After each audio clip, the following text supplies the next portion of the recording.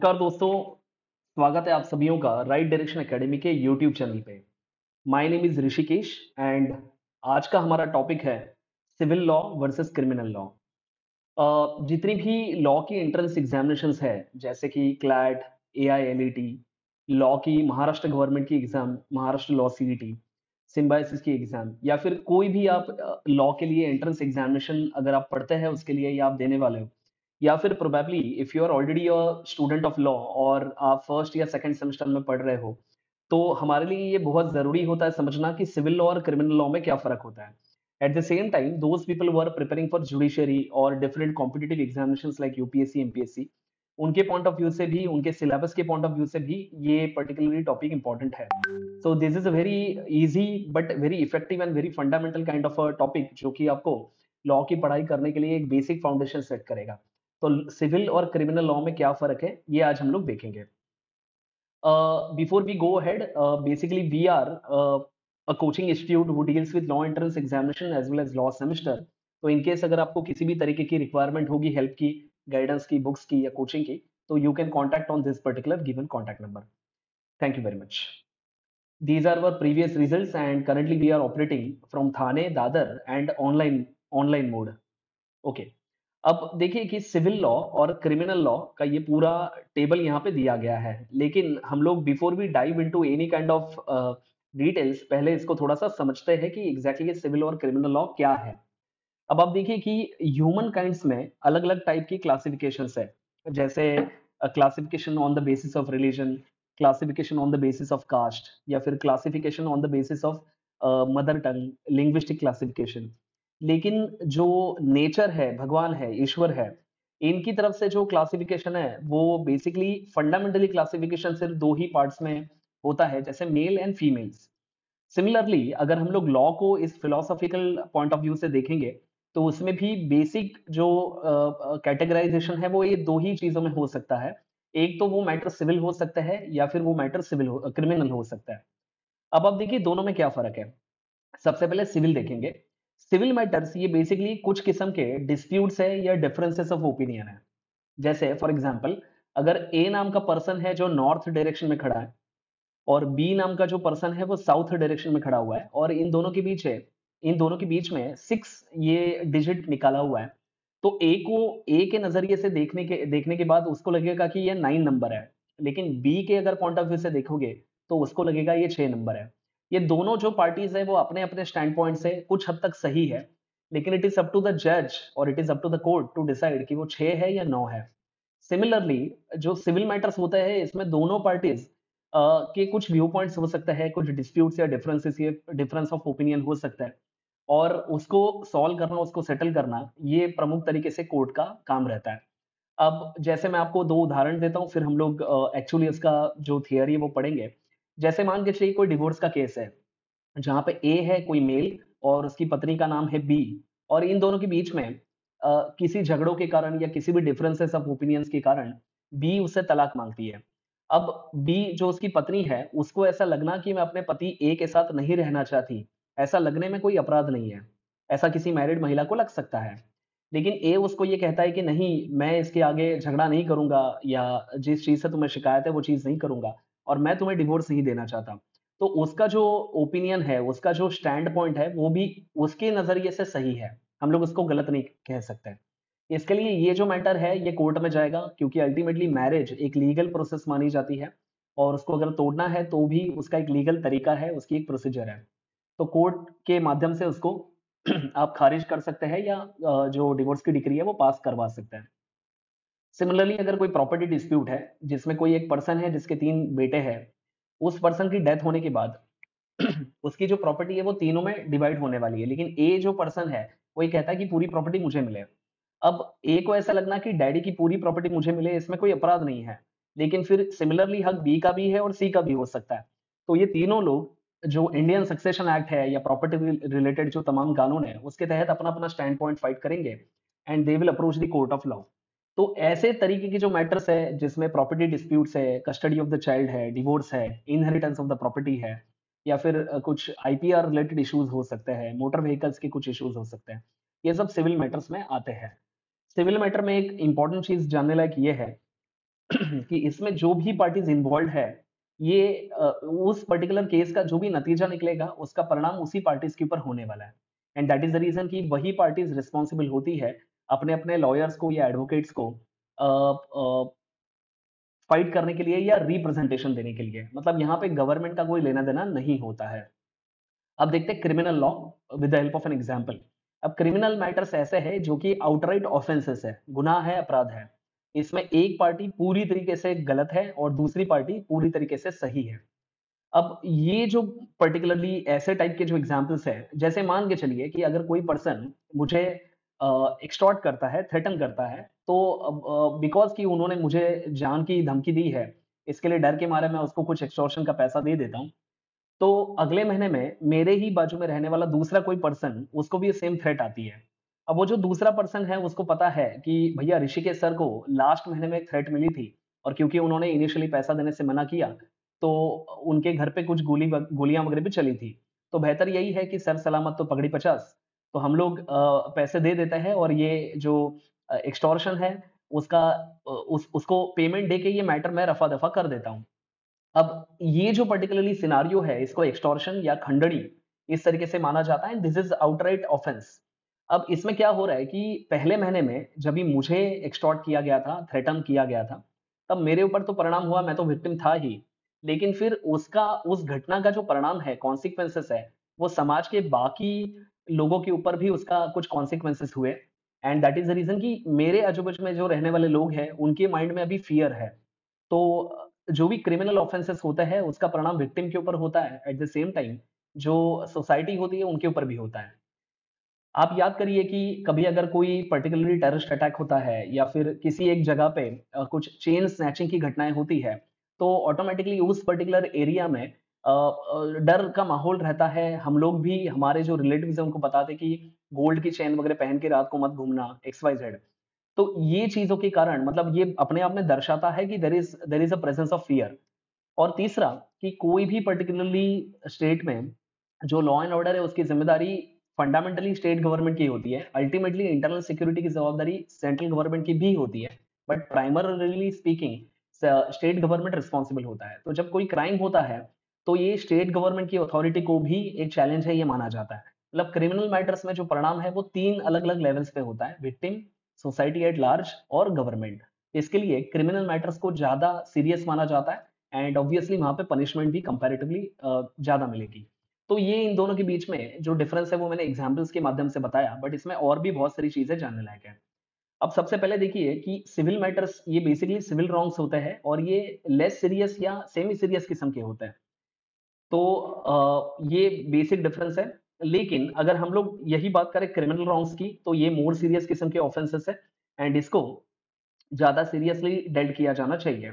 अब ऐसे मैटर्स जो कि इन्वॉल्व पार्टीज़ के बीच में है, जैसे कि इंडिविजुअल्स है या कोई कंपनीज़ हो सकती है, कोई 2 ट्रस्ट हो सकते हैं, ये सब मैटर सिविल में जाता है। लेकिन जो मैटर्स डील करता है with victims, society at large और गवर्नमेंट, तो बेसिकली वो क्रिमिनल मैटर्स है। क्रिमिनल मैटर्स का परिणाम देखिए 3 लेवल्स पे होता है: विक्टिम, सोसाइटी और सरकार।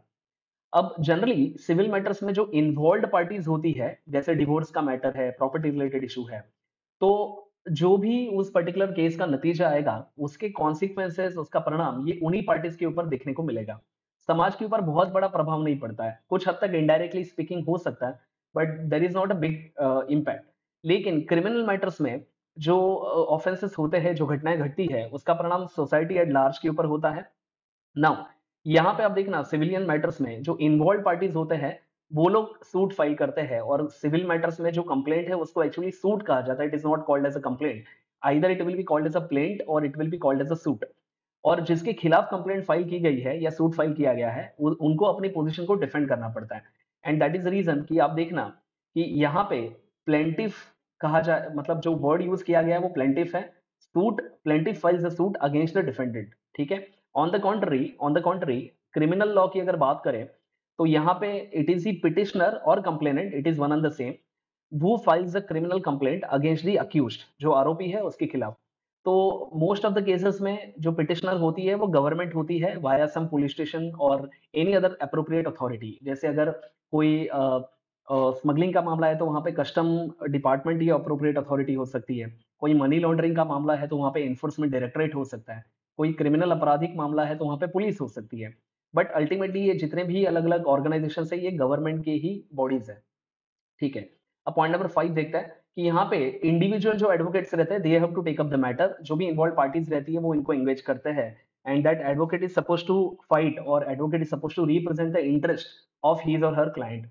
यहाँ पे इन दिस पर्टिकुलर सिनारियो जो सेंट्रल या स्टेट गवर्नमेंट रहती है, वो लोग कंप्लेंट को फाइल करते हैं और अक्यूज जो रहता है उसको चीजों को डिफेंड करना पड़ता है।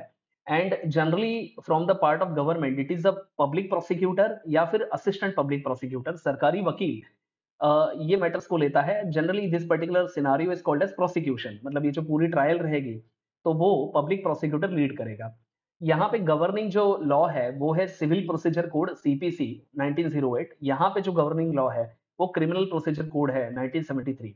मतलब चाहे मामला देखिए कि अगर वो स्मगलिंग का है, करप्शन का है या फिर आईपीसी के अंदर आता है, लेकिन जो प्रोसीजर है, प्रोसीजर टू अरेस्ट या फिर बेल, समन्स भेजना, ये सब चीजें सीआरपीसी में दी गई है। और अगर कोई मैटर है जो कि प्रॉपर्टी का है या फिर कॉपीराइट्स का इशू है, तो जो प्रोसीजर है सूट फाइल करने के वगैरह वो सब सीपीसी में दिया गया है, सिविल प्रोसीजर कोड। ये दोनों जो सब्जेक्ट है वो आपको सेमेस्टर पैटर्न में पढ़ने हैं। Now generally speaking civil matters में कोर्ट का रवैया ये रहता है कि एक तो भैया मैटर को लीगली स्पीकिंग डिस्प्यूट को सेटल कर दो, या फिर जो राइट्स मांगे जा रहे हैं उसको इन्फोर्स कर दो। जैसे मान के चलिए कि आपकी कोई गाड़ी है और मेरी कोई टू व्हीलर है, मैं अपनी गाड़ी बहुत तेज चला रहा हूँ, आपने ब्रेक अप्लाई किए और उसकी वजह से मैंने आपकी गाड़ी को पीछे से बम्प कर दिया, जिसकी वजह से आपका कुछ गाड़ी का नुकसान हुआ है। अब आप ये कह रहे हो कि सर आपकी गलती है, मैं ये कह रहा हूँ नहीं बेटा, तुमने अर्जेंट ब्रेक मारा है तो गलती तुम्हारी है। अब हम दोनों का जो मैटर है वो मोटर व्हीकल्स वाले ट्रिब्यूनल में या कोर्ट में पहुंच गया। अब वहां पे कोर्ट ने सभी एविडेंसेस को देखा, सीसीटीवी फुटेज देखा और ये बोल दिया कि सर गलती आपकी है, आप ओवर स्पीडिंग कर रहे थे, तो आप इनका जो गैरेज का बिल है 5000 10,000 जो भी है वो आप सेटल कर देना। अगर मैं उसको कर देता हूँ तो इसके आगे कोई केस नहीं बनेगी, इसके आगे वो जो मैटर है वो फिनिश हो जाएगा। ठीक है। सिमिलरली अगर कोई प्रॉपर्टी है, जैसे मान के चलिए मैं किसी प्रॉपर्टी का ओनर हूँ और मैंने किसी को 12 महीने के लिए वो टेनेंट को दी थी, बट 12 महीने के बाद मुझे खाली करवानी है, बट सामने वाली पार्टी उसको नहीं करवा रही है, तो मैं कोर्ट के माध्यम से उस प्रॉपर्टी को खाली करवा सकता हूँ। मतलब मेरा जो प्रॉपर्टी का अधिकार है उस प्रॉपर्टी को एंजॉय करने का, वो एनफोर्स किया जा सकता है। तो ये सब जो चीजें हैं वो आपको सिविल मैटर्स में दिखेंगी। लेकिन क्रिमिनल मैटर्स में कोर्ट इस तरीके से काम जनरली नहीं करता है। बेसिकली यहाँ पे पर्पस ये होता है to set the deterrence and to punish the wrong doer. जो अक्यूज्ड है अगर उसका कन्विक्शन होता है तो उसको पनिशमेंट मिलनी चाहिए। He should suffer for his wrong act and deterrence set होना चाहिए उसको भी और समाज में बाकी लोगों को भी, कि भैया अगर मैं गलत काम करूंगा तो उसका जो परिणाम है वो कुछ गलत ही होने वाला है। इसको कहते हैं डिटरेंस। तो दिस इज द रीजन कि यहाँ पे मैटर्स को सेटल नहीं किया जाता है जनरली। कुछ कुछ एक्सेप्शंस होता है, जैसे कंपाउंडेबल जो ऑफेंसेस है वहां पे पैसे देके उस इश्यू को लीगली स्पीकिंग बंद करवाया जा सकता है, बट ऐसे मैटर्स बहुत कम है, माइनॉरिटी ऑफ मैटर्स है। तो यहाँ पे टूल्स क्या होता है, एक तो है कि भैया पनिशमेंट हो, पनिशमेंट मतलब कि फाइन हो सकता है, इम्प्रिजनमेंट हो सकता है, इम्प्रिजनमेंट मतलब जेल सिंपल भाषा में। इसके तीन अलग अलग प्रकार है। एक है सिंपल इम्प्रिजनमेंट, दूसरा है रिगरस इम्प्रिजनमेंट जिसमें फिजिकल लेबर इन्वॉल्व रहेगा, तीसरा है लाइफ इम्प्रिजनमेंट, मतलब जब तक वो कन्विक्ट जीवित है तब तक वो जेल में रहेगा। तो ये इम्प्रिजनमेंट के प्रकार है। इसमें एक सॉलिटरी कन्फाइनमेंट भी आता है जिसमें किसी पर्सन को अकेला छोड़ा जाता है, बट उसकी एक टाइम लिमिट होती है, नॉट मोर देन 3 मंथ्स। तो ये अलग अलग टाइप्स की इम्प्रिजनमेंट के पनिशमेंट के टाइप्स है, कैटेगरीज है। फिर प्रॉपर्टी का फोरफीचर हो सकता है, स्पेशली जो मामले करप्शन के वगैरह है या फिर जिसमें पब्लिक प्रॉपर्टी का नुकसान हुआ है, तो वहां पे फोरफीचर ऑफ प्रॉपर्टी हो सकता है। And finally in the rarest of the rare cases capital punishment भी हो सकता है। तो यहाँ पे पनिशमेंट ओवरऑल दिया जाता है। जबकि यहाँ पे टूल्स क्या है चीजों को डिस्प्यूट को सेटल करने के लिए, एक तो है परफॉर्मेंस ऑफ ऑब्लिगेशन। जैसे कॉन्ट्रेक्चुअल ऑब्लिगेशन है, किसी कंपनी ने गवर्नमेंट को बोला है कि हम लोग ये नेशनल हाईवे को 1 साल में रिपेयर करेंगे, बट बीच में कंपनी ने काम छोड़ दिया, तो फिर उस कंपनी को ऑब्लिगेट किया जा सकता है कि भैया तुम अपनी कॉन्ट्रेक्चुअल ऑब्लिगेशन को परफॉर्म करो, मतलब जो हाईवे का कॉन्ट्रैक्ट तुमने लिया था उसको रिपेयर करो। दूसरा है डैमेजेस देना, कॉम्पेंसेशन पे करवाना, किसी चीज से अगर मेरा नुकसान हुआ है तो जिस हद तक नुकसान हुआ है वो कोर्ट अपने विजडम में डिसाइड करेगी कि इतना इतना अमाउंट मिलना चाहिए as a matter of damages. ठीक है। जैसे मान के चलिए मैंने लैपटॉप लिया, उसकी 1 साल की वारंटी थी, 1 महीने में वो खराब हो गया। अब वो कंपनी मुझे रिप्लेस करके नहीं दे रही है, मैं फिर कंज्यूमर प्रोटेक्शन एक्ट के अंतर्गत फिर किसी कंज्यूमर फोरम में गया और वहाँ से मुझे डैमेजेस या कॉम्पेंसेशन मिला, हो सकता है। फिर अपोलॉजी हो सकती है, किसी पर्सन ने किसी दूसरे पर्सन के बारे में डिफेमेटरी स्टेटमेंट किए है, जो कि गलत है और जिसकी वजह से किसी का रेपुटेशन हर्ट हो रहा है, तो कोर्ट के माध्यम से अपोलॉजी करने पे मजबूर किया जा सकता है। फिर आता है injunction. Injunction is nothing but a court order. Either it can be a stay order कि काम या जो भी एक्शन हो रही है उसको रोक दो, या फिर वो कमांड हो सकता है कि जो चीज रोकी है उसको करो। Okay, so generally this is called as an injunction. तो दीज आर द टूल्स।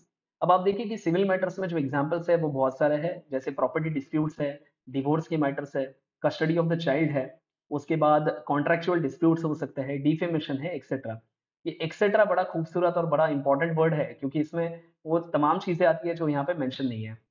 और इसके लिए जो गवर्निंग लॉज है वो बहुत सारे हैं। एग्जाम्पल के तौर पे you have contract act, Indian contract act, फिर specific performance act 1963, law of tort है। हालांकि लॉ ऑफ टॉर्ट ये कोडिफाइड नहीं है, बट टॉर्ट यहाँ पे एप्लीकेबल हो सकता है। मोटर व्हीकल्स एक्ट है, and you have different family laws. Okay, so these are the examples of civil laws. Now criminal में एग्जांपल्स है, जैसे रॉबरी है, थेफ्ट है, हर्ट है, ग्रीवियस हर्ट है, kidnapping, abduction, murder, culpable homicide amounting to murder, amounting to not amounting to murder, ये अलग अलग उसके प्रकार है। अब इसके लिए जो लॉज है वो ये है, इंडियन पीनल कोड 1860, फिर एंटी नार्कोटिक्स का एक कानून है, जैसे narcotics and drugs and psychotropic substances act, prevention of corruption act, वगैरह वगैरह वगैरह। सो बाय एंड लार्ज अभी ये पूरा का पूरा डायग्राम देख के आपको एक ओवरऑल कॉम्प्रिहेंसिव आइडिया आई होगी कि एग्जैक्टली सिविल मैटर्स और क्रिमिनल मैटर्स में क्या डिफरेंस है। इसमें एक लास्ट पार्ट हम लोग कवर करेंगे। नाउ जो भी केसेस है वो कोर्ट तक कौन लेके आ सकता है।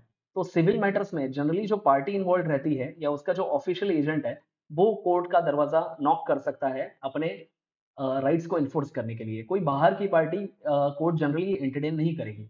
जैसे एग्जाम्पल के तौर पे मान के चलिए कि कोई एक्ट्रेस है और बॉलीवुड का कोई एक्टर है, इन दोनों की शादी होती है, और मैं फिर कोर्ट में जाके बोलता हूँ कि इन दोनों के बीच में बहुत झगड़े हो रहे हैं, तो इनका तलाक करवा दो। तो कोर्ट उसको नहीं सुनेगी। इसका रीजन ये है कि I am a third party, I am not an involve party, तो इसको पर्टिकुलरली कुछ नहीं होगा। सिमिलरली अगर लेट अस अज्यूम कि हाइपोथेटिकली अनिल अंबानी वर्सेस मुकेश अंबानी का कोई प्रॉपर्टी के ऊपर से झगड़ा है, तो मैं कोर्ट में जाके ये नहीं बोल सकता कि इन दोनों के बीच में प्रॉपर्टी ऐसे डिवाइड होनी चाहिए, तो आप ऐसा डिक्री पास करिए। The court will not listen to me. तो सिविल मैटर्स में एक तो पार्टी इन्वॉल्व हो सकती है, या फिर उसका ऑफिशियल एजेंट, मतलब वो पार्टी अगर अवेलेबल नहीं है और that person is not in good health condition, या फिर वो एग्जिस्टिंग नहीं है, मतलब उसकी डेथ हो गई है, तो उनके जो ऑफिशियल एजेंट है वो भी उसको एनफोर्स कर सकते हैं। लेकिन क्रिमिनल मैटर्स में जो केस है वो इनिशिएट करने वाली बॉडी जनरली अप्रोप्रिएट गवर्नमेंट हो सकती है। मतलब जिस क्षेत्र में यूनियन गवर्नमेंट की अथॉरिटी आती है, वहां पे यूनियन गवर्नमेंट या सेंट्रल गवर्नमेंट, और बाकी बचे हुए केसेस में state government. So government generally initiates the case. फिर जो पार्टी इन्वॉल्व है, जो खुद विक्टिम है, या वो भी, या विक्टिम का कोई रिलेटिव, वो भी इसको केस को ला सकता है। एंड फाइनली कुछ कुछ केसेस में जो नॉन पार्टीज है वो भी इसको ला सकती है। ठीक है, जो चश्मदीद गवाह है, विटनेस है, या कोई भी ऐसा व्यक्ति जिसको पता है कि रॉन्ग हुआ है, कोई क्रिमिनल एक्शन हुई है, तो वो भी उसको ला सकता है। तो by and large this is all about your civil law and criminal law. आशा करता हूँ कि आपको इसके बारे में क्रिस्टल क्लियर क्लैरिटी आई होगी। So once again thank you very much for watching the video, and आप इस चैनल को सब्सक्राइब करिए और वीडियो को आपके फ्रेंड्स के साथ शेयर करिए। बहुत बहुत धन्यवाद। Thank you very much. जय हिंद।